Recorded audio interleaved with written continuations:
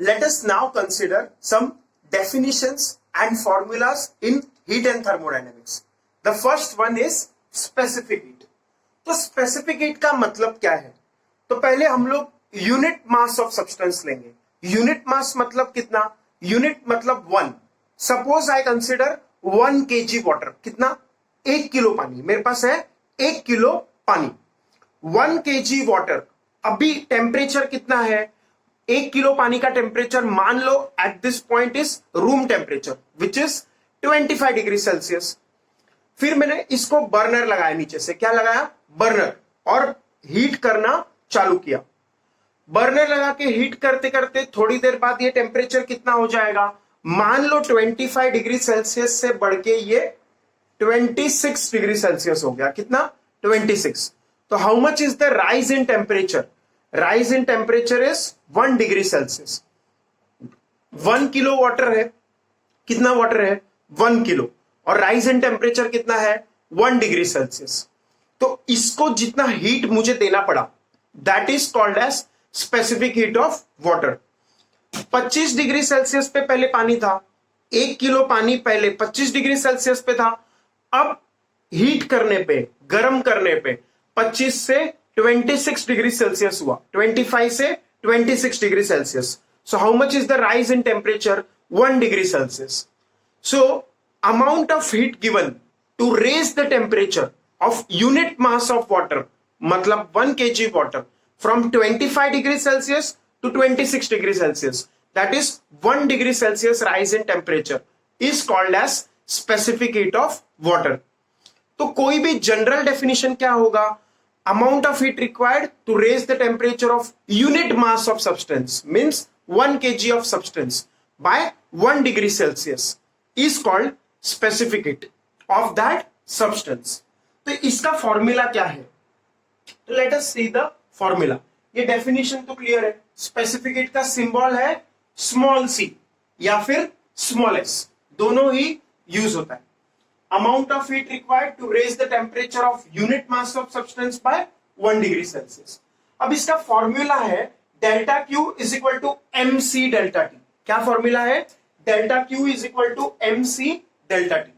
Here delta Q is amount of heat supplied to the substance. C is specific heat of substance. Delta T is change in temperature. Final temperature minus initial temperature. जैसे हमारे case में final temperature 26 था, initial temperature 25 degree Celsius था. And M is the mass of substance. तो ये formula कैसे आया वो हम लोग देखते हैं. Delta Q is MC delta T. ये कैसे आया? That is what we will now see. तो अभी हम लोग ने बॉटल में कितना पानी लिया? 1 kilo. In the bottle we have taken 1 kg water. तो 1 kg वाटर को कितना डिग्री सेल्सियस राइज कराया?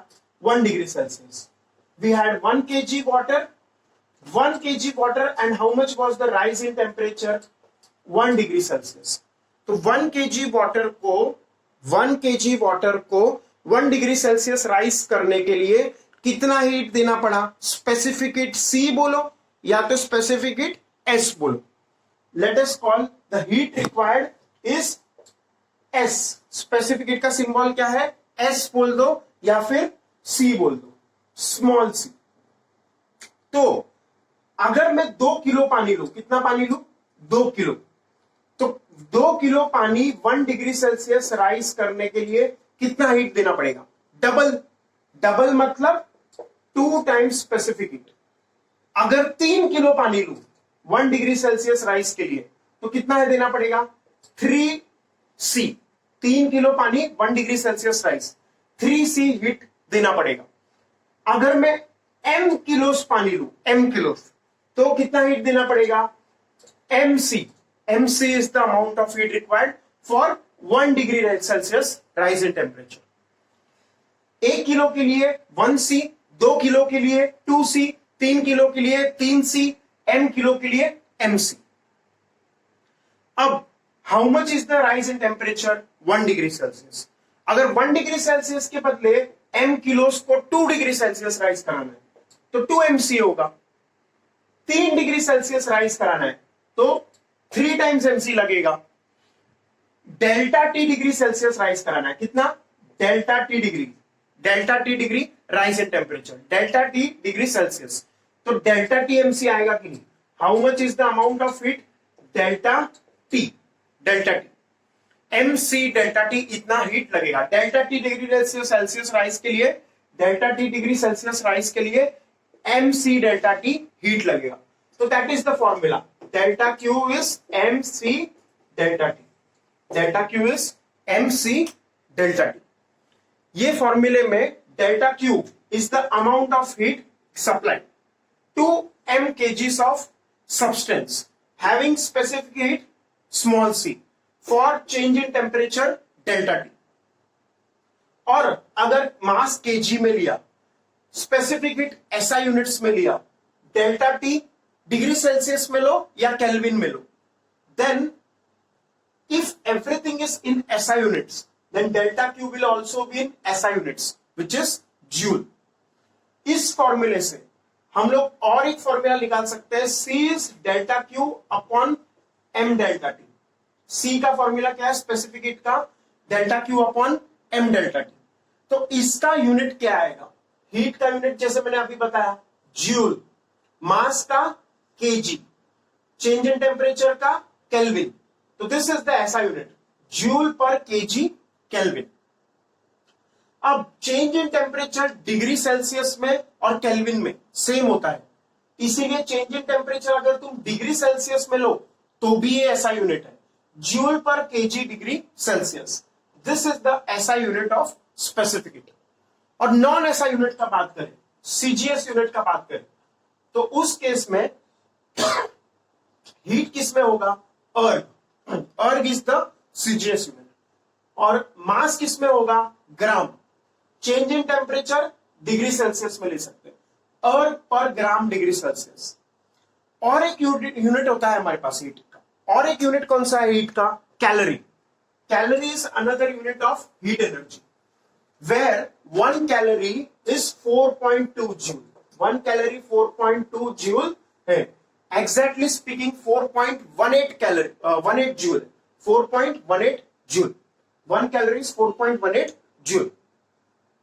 तो अगर मैंने हीट का यूनिट कैलोरी लिया तो कैलोरी पर ग्राम डिग्री सेल्सियस भी आ सकता है, कैलोरी पर केजी डिग्री सेल्सियस भी आ सकता है। तो various possible units of specific heat are possible. The SI unit being joule per kg Kelvin or joule per kg degree Celsius. So this is about the specific heat. Specific heat के बाद हम लोग next लेते हैं अभी, which is molar specific heat. The next definition which we'll see is molar specific heat. तो molar specific heat क्या है?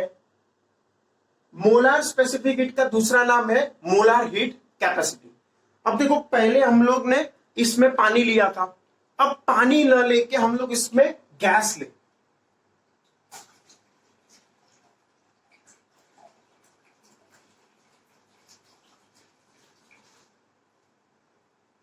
मान लो हम लोग में इसमें से पानी हटा दिया और अब इसमें गैस डाल दिया। कितना गैस डाला? 1 मोल। कितना गैस डाला? 1 mole. How much is the gas? 1 mole. 1 mole gas डाला मैंने, ये कंटेनर है, इसमें मैंने 1 मोल गैस डाला। और पहले टेम्परेचर जैसे पहले था 25 डिग्री सेल्सियस। कितना? 25 degree Celsius. How much is the initial temperature? Let us से room temperature 25 degree Celsius. 1 mole gas, 1 mole gas. अब इसको मुझे हीट करना है, मान लो इसको मुझे हीट करना है, 1 डिग्री सेल्सियस बढ़ाना है टेम्परेचर। तो 25 से कितना हो जाएगा? अभी 26। 25 से हीट करके हीट दिया हम लोग ने, 25 से टेम्परेचर कितना हो जाएगा? 26। तो 1 degree Celsius is the rise in temperature. उसके लिए जो अमाउंट ऑफ हीट लगता है that is known as molar specific heat, capital C, that is known as molar specific heat. 1 mole of gas, 1 mole of gas, 1 degree rise in temperature, इसको बोलते हैं molar specific heat, जिसका symbol है capital C. इसका दूसरा नाम है molar heat capacity. इसका दूसरा नाम क्या है? Molar heat capacity. तो इसका सिंबल मैंने यहां पे लिख दिया, कैपिटल सी, क्या सिंबल है? Capital C, molar specific heat. तो 1 मोल के बदले अगर 2 मोल्स ले लू मैं, 1 degree Celsius rise in temperature, तो कितना लगेगा? 2 टाइम्स मोलार स्पेसिफिक हीट। 3 मोल ले लू तो 3 times molar specific heat. n moles ले लू तो nc, कितना हीट लगेगा? nc। और ये 1 डिग्री सेल्सियस राइज के लिए 2 डिग्री सेल्सियस राइज कराना है n मोल्स के लिए, तो 2nc। 3 मोल्स n मोल्स के लिए 3 डिग्री सेल्सियस राइज कराना है, तो 3nc लगेगा। Delta T degree Celsius rise करना है, डेल्टा टी डिग्री सेल्सियस, तो delta T NC will be the amount of heat. तो इसीलिए डेल्टा क्यू का फॉर्मूला क्या हो जाएगा? NC delta T, where delta Q is amount of heat supplied. मान लो इस बॉटल में हमारे पास n मोल्स ऑफ गैस है, कितना? n मोल्स ऑफ गैस है। इसको हम लोग को delta T degree Celsius rise कराना है और गैस का मोलार स्पेसिफिक हीट है capital C. Then how much is the amount of heat given? Delta Q is nc delta T. n is number of moles of gas, c is molar specific heat, other word for it is molar heat capacity, and the change in temperature delta t, t final minus t initial। ये delta T का value क्या होगा? Final temperature minus initial temperature. तो वही मैंने यहां लिखा है, मोलार स्पेसिफिक हीट और molar heat capacity, capital C. It is defined as amount of heat required to raise the temperature of 1 mole of substance by 1 degree Celsius. In general, delta Q is NC delta T, where delta Q is amount of heat supplied, N is number of moles, capital C is molar specific heat या फिर molar heat capacity, delta T is change in temperature. तो ये हो गया molar heat capacity या फिर molar specific heat. Now there are two kinds of molar specific heat. Molar specific heat at constant pressure, molar specific heat at constant volume. इसका दूसरा नाम क्या होगा? Molar heat capacity at constant pressure, molar heat capacity at constant volume, क्योंकि इसके दो नाम है हमारे पास। तो let us start with the molar heat capacity at constant pressure and molar heat capacity at constant volume. तो what is the symbol for molar specific heat या फिर molar heat capacity? The symbol for molar specific heat or molar heat capacity is capital C. अगर pressure constant रखा है तो हम लोग capital C subscript T symbol use करेंगे, और अगर वॉल्यूम कांस्टेंट रखा है तो capital C subscript V use करेंगे। अब देखो इसका मतलब क्या है। तो जैसे ये बॉटल है हमारे पास, इसमें n मोल्स ऑफ गैस है और मोलार स्पेसिफिक हीट कितना है? Capital C। अब ये ढक्कन, ये जो ढक्कन है गैस का, इसमें मैंने हवा डाला या गैस डाला, गैस डालने के बाद मैंने ये ढक्कन बंद कर दिया, गैस डालने के बाद मैंने ये ढक्कन क्या कर दिया? बंद कर दिया। Now can I say the volume of the gas is constant? Yes, because the lid is closed, because the lid is closed. अब ये गैस बाहर नहीं आ सकता है, तो volume of the gas is volume of container which is constant. तो अब जो मुझे हीट देना पड़ेगा 1 डिग्री सेल्सियस राइज के लिए, 1 mole of gas, 1 degree Celsius rise, that is called as molar specific heat at constant volume. क्योंकि volume constant है, वॉल्यूम कांस्टेंट है, hence it is called as molar specific heat at constant volume. अब यही arrangement मैं थोड़ा अलग तरह से करता हूं। जैसे पिस्टन अगर सब लोग ने देखा रहेगा, इंजेक्शन के पीछे जो रहता है that is called as piston. पिचकारी के पीछे, होली में जो पिचकारी लेते हैं, पिचकारी के पीछे हम लोग ऐसा आगे पीछे करते हैं। दैट अरेंजमेंट जो आगे पीछे होता है that is called as piston. तो वही मैंने यहां पे बनाया। ये मेरा गैस है, ये यहां पे भी गैस ही है, यहां पे भी क्या है? गैस। अब इसमें होल करके मैंने एक थर्मोमीटर घुसाया, होल करके, और उधर होल से हवा बाहर नहीं आना चाहिए, इसलिए मैंने आजू बाजू ऐसा उसको सील करके रखा है। तो वहां पे थर्मोमीटर अंदर घुसा के फिर हम लोग ने उसको सील कर दिया। अभी पिस्टन, जो होली में ऐसे पिस्टन होता है, तो पिस्टन को मैंने ऐसे इधर रखा है पिस्टन, और ये पिस्टन को ऐसा ऊपर नीचे कर सकता है। By applying force I can bring the piston up और ब्रिंग द पिस्टन डाउन। तो अगर मान लो ये मैंने अरेंजमेंट लिया जिसमें पिस्टन है, तो अगर मैं गैस को गर्म करूं, ये जो गैस है इसके अंदर n मोल्स ऑफ गैस है, उसको मैं अगर गर्म करूं तो गर्म करेगा तो गैस का टेम्परेचर बढ़ेगा। जब हम लोग गैस को गर्म करेंगे, नीचे से गैस को क्या किया, गर्म किया, तो नीचे से अगर गैस को मैं गर्म कर रहा है, ऐसे गर्म कर रहा है, तो फिर इस गैस का टेम्परेचर बढ़ेगा। टेम्परेचर बढ़ेगा तो ये प्रेशर लगाएगा गैस, और ये पिस्टन को ऐसा ऊपर फोर्स लगाएगा, और ये पिस्टन धीरे धीरे धीरे धीरे ये पिस्टन ऊपर आएगा। तो let me show that in this diagram. ऐसे तो पिस्टन ऐसा थोड़ा थोड़ा करके ऊपर आना चालू हो जाएगा, पिस्टन विल कम अप। लेकिन अगर मैंने उस पिस्टन को ऐसे हाथ पकड़ के रखा, उस पिस्टन को ऐसे पकड़ के रखा, ये रहा मेरा हाथ, तो let us show this hand by red colour.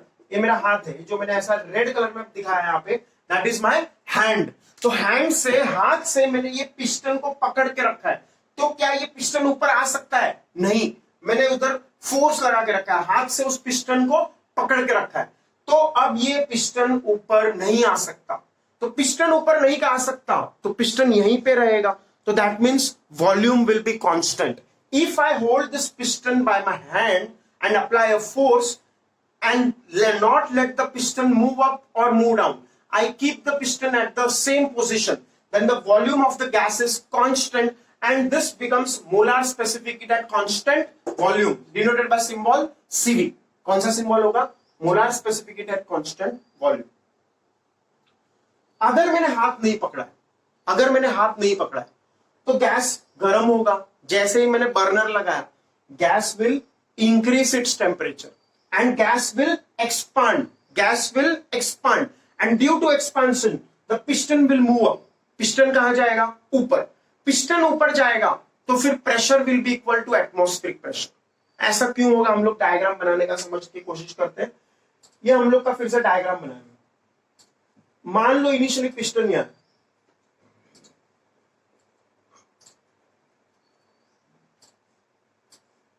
Suppose we have a gas, और नीचे से मैंने बर्नर चालू किया। क्या चालू किया? बर्नर। ये रेड कलर में मैंने फ्लेम्स है, रेड कलर में क्या है? फ्लेम। ये बर्नर। तो गैस गर्म होगा। अब गैस गर्म होगा तो पहले, गैस चालू करने से पहले इधर हवा का प्रेशर था। कितना प्रेशर था हवा का? 1 एटमॉस्फेयर। हवा का प्रेशर कितना था? 1 atmosphere.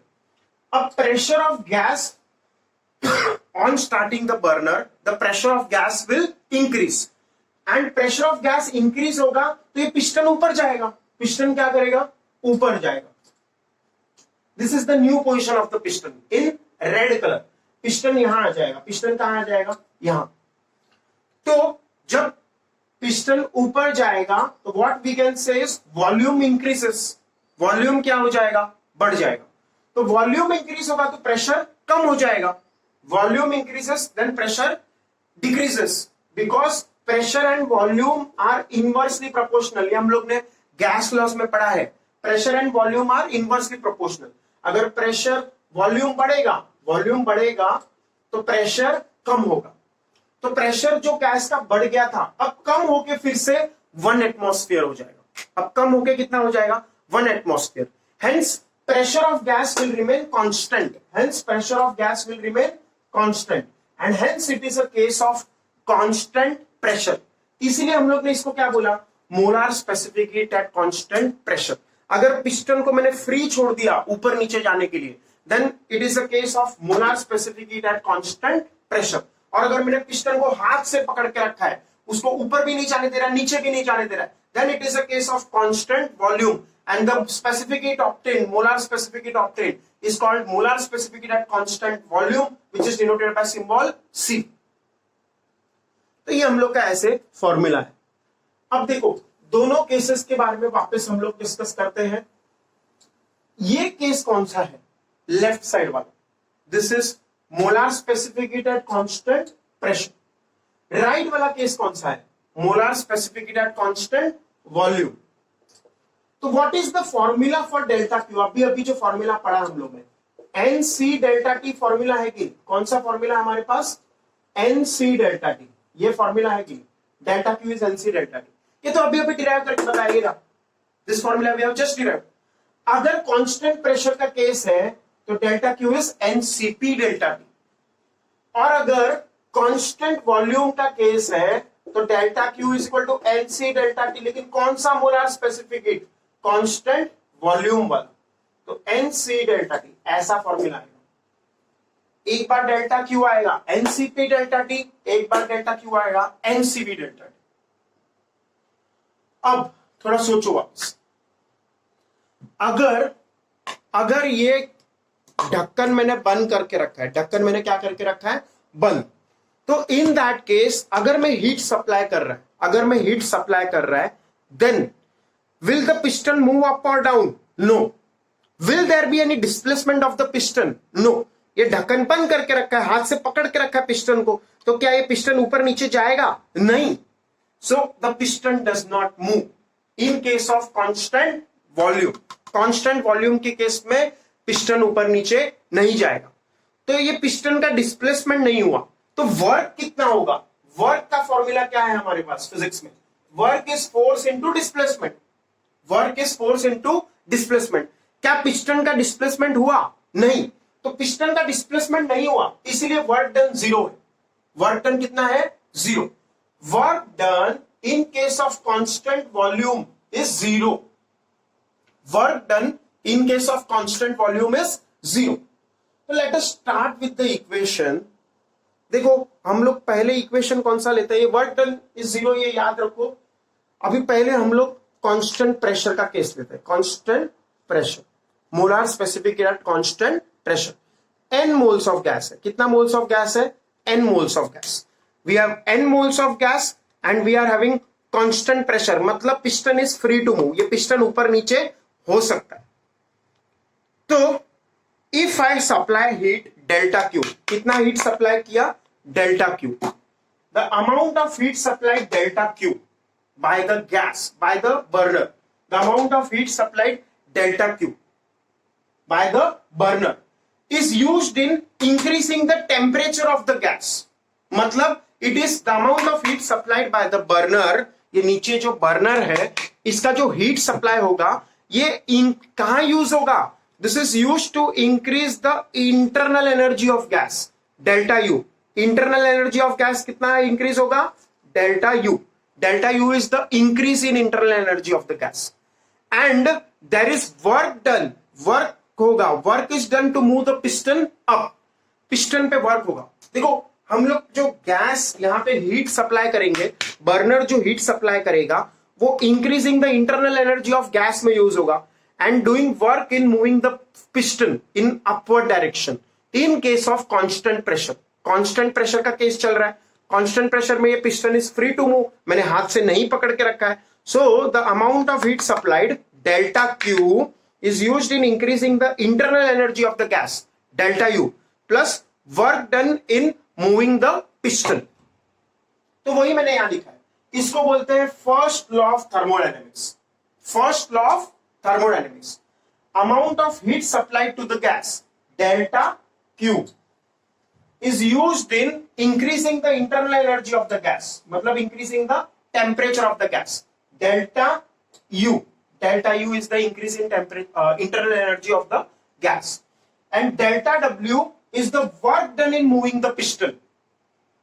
Delta Q, amount of heat supplied by the burner, is delta U, which is used in increasing the internal energy of the gas, increasing the temperature of the gas, and work done in moving the piston in upward direction. ये तो conservation of energy है. This is called as first law of thermodynamics. Amount of heat supplied to the gas is used up in increasing the internal energy of the gas, and extra energy is used in doing work in moving the piston in upward direction. तो delta Q is equal to delta U plus delta W. ये अच्छे से याद रखो। This is called as first law of thermodynamics. इसको क्या बोलते हैं? First law of thermodynamics. Delta Q is equal to delta U plus delta W. Delta Q, amount of heat supplied to the gas by the burner, is used in increasing the internal energy of the gas, delta U, and extra energy is used in doing work, which is used in moving the piston in upward direction, delta W. अब delta Q का formula क्या है हमारे पास? NCP delta T. Delta Q का formula क्या है? NCP delta T. तो वो मैंने इधर सब्स्टिट्यूट किया। अब डेल्टा यू का फॉर्मूला एनसीवी डेल्टा टी क्यों आएगा, तो वो मैं बता रहा हूं, वो कैसे आया मैं बता रहा हूं। देखो work done in case of constant volume कितना है, इन case of constant volume work done कितना है, कांस्टेंट वॉल्यूम में राइट साइड में लिख रहा है, राइट साइड में मैं क्या लिख रहा है, constant volume, molar specific at constant volume. तो डेल्टा क्यू का फॉर्मूला क्या आएगा, एन सी डेल्टा टी, ये तो फॉर्मूला हमारे पास है ही, बट ये किस केस के लिए है, फिलहाल जो केस चल रहा है वो कांस्टेंट वॉल्यूम का केस चल रहा है, तो सीवी आएगा यहां। अब फॉर्मूला तो फर्स्ट लॉ ऑफ थर्मोडायनेमिक्स का हम लोग को पता है, delta Q is equal to delta U plus delta W बराबर है, ये तो यहां पे मैंने प्रूव करके बताया। How much is the work done in case of constant volume, 0। क्यों, फिर से मैं एक बार बता रहा हूं, जब वॉल्यूम कांस्टेंट है तो पिस्टन ऊपर नीचे नहीं हो रहा है, मैंने पिस्टन को पकड़ के रखा है, तो is there any displacement of piston, no, and work done is force into displacement, work done का फॉर्मूला क्या है, force into displacement, but there is no displacement, displacement नहीं है, वॉल्यूम कांस्टेंट है, हाथ से पकड़ के रखा है, पिस्टन का कोई डिस्प्लेसमेंट नहीं है, तो इसीलिए डिस्प्लेसमेंट 0 है, इसलिए वर्क डन 0 है। For constant volume work done is 0। तो what I can say is delta Q is delta U, है कि नहीं, लेकिन डेल्टा क्यू का फॉर्मूला क्या है, N CV delta T, delta Q का फॉर्मूला क्या है, एन सीवी डेल्टा टी बराबर है, और ये एलएचएस का डेल्टा क्यू का लिख दिया मैंने, आरएचएस में क्या है, डेल्टा यू। तो this is the formula which we need to remember, this is the formula which we need to remember. Let me write it in red colour so that you can remember it more better. Delta U is equal to NCV delta T. ये formula हमेशा valid है और हम लोग को ये as it is याद रखना है, delta U is equal to NCV delta T. Change in internal energy is NCV delta T. Change in internal energy is NCV delta T. तो यही फॉर्मूला मैं यहां पे सब्स्टिट्यूट करने वाला है, कहां पे, इन केस ऑफ डेल्टा यू, ये क्या आ जाएगा, NCV delta T, delta U का फॉर्मूला क्या आ जाएगा, एनसीवी डेल्टा टी।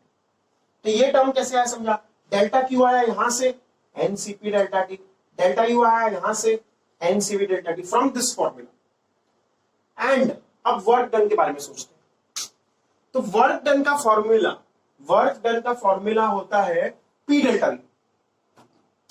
ये कैसे आया अभी मैं बता रहा,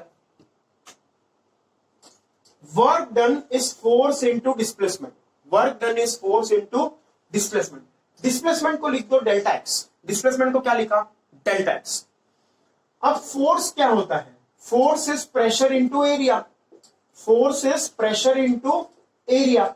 ये कैसे हो गया, because pressure is force upon area, pressure क्या होता है, फोर्स अपॉन एरिया, तो क्रॉस मल्टीप्लाई करो, force is pressure into area, force is pressure into area, तो इसीलिए फोर्स को मैंने लिख दिया प्रेशर इनटू एरिया। अब area into displacement, area into displacement, area into displacement क्या होगा, वॉल्यूम, एरिया इनटू डिस्प्लेसमेंट होगा वॉल्यूम, क्योंकि मान लिया मैंने पिस्टन का एरिया कितना है, पिस्टन का एरिया मैंने माना ए, पिस्टन का एरिया कितना माना मैंने ए, और डिस्प्लेसमेंट ऑफ पिस्टन कितना माना, डिस्प्लेसमेंट ऑफ पिस्टन माना delta x, area of piston कितना है ए, और डिस्प्लेसमेंट ऑफ पिस्टन कितना है डेल्टा एक्स। तो area into displacement will give me this volume, area of piston into displacement of piston will give me the increase in volume.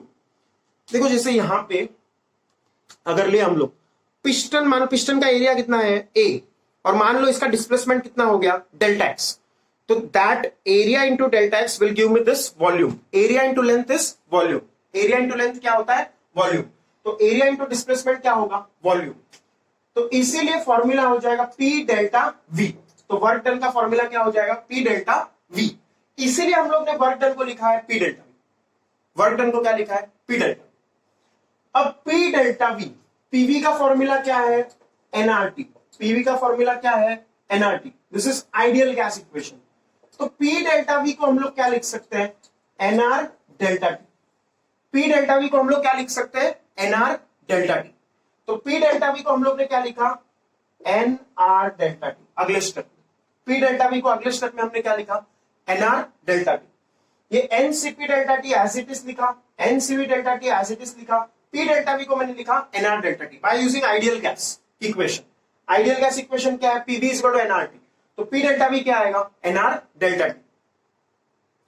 अब N delta T, N delta T, N delta T मैंने common लेके cancel किया, common लेके क्या किया? Cancel. तो CP CV plus R, Mayer's relation बोलते हैं इसको, CP is equal to CV plus R, this is known as Mayer's relation. CP CV plus R Mayer's relation आ गया। और यहां पे delta U is NCV delta T, तो मैंने ऑलरेडी प्रूव कर दिया, delta U is equal to NCV delta T, ये फॉर्मूला तो मैंने ऑलरेडी प्रूव कर दिया। सीपी सीवी प्लस आर, एक और हम लोग डेफिनेशन दिखाएंगे विच इज गामा। गामा को क्या बोलते हैं? Adiabatic constant. CP is equal to CV plus R, एक रिलेशन याद रखना है सीपी और सीवी का। दूसरा रिलेशन जो हमें याद रखना है, adiabatic constant is defined as ratio of molar specificity at constant pressure upon molar specificity at constant volume. तो adiabatic constant is CP upon CV, adiabatic constant gamma is CP upon CV, molar specificity at constant pressure upon molar specificity at constant volume. तो दो relation हम लोग याद रखेंगे, बल्कि यहाँ पे हम लोग को कितना फॉर्मूला याद रखने का हम लोग देखते हैं एक एक करके। How many formulas have we still done? So let us do a small revision kind of thing. तो क्या क्या हम लोग ने अब तक पढ़ा? First formula which we got is this formula, delta Q is equal to M C delta T. ये स्पेसिफिक हीट के लिए था, इसको हम लोग एम एस डेल्टा टी भी लिख सकते हैं, क्योंकि स्पेसिफिक हीट का दो सिंबल है, स्मॉल सी लिखो स्मॉल एस लिखो, दोनों ही सेम। सेकेंड फॉर्मूला, ये स्पेसिफिक हीट के लिए था, सेकेंड वाला molar specific heat NC delta T. अब मोलार स्पेसिफिक हीट दो तरह के थे, एक तो था हमारे पास molar specific heat at constant pressure and molar specific heat at constant volume. किस में पिस्टन को हाथ पकड़ के रखना है? कांस्टेंट वॉल्यूम में। और किस में नहीं पकड़ना है? Constant pressure. Here is Henry's number of moles of gas. Capital C is molar specific heat. Delta T is change in temperature. Third formula which we got is first law of thermodynamics. Amount of heat supplied is used in increasing the internal energy of the gas, and extra heat is used in doing work in moving the piston in upward direction. This follows from law of conservation of energy. ये क्या है? First law of thermodynamics. First law of thermodynamics. Fourth